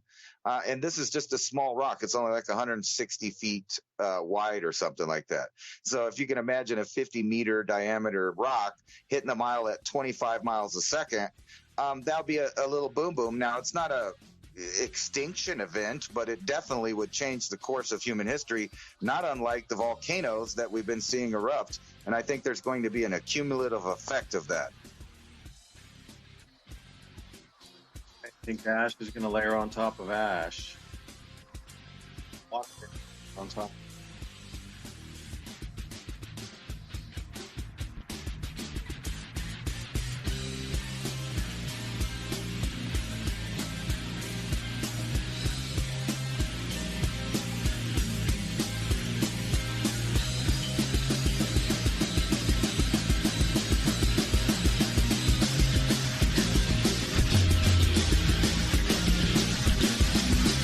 Thank you for listening to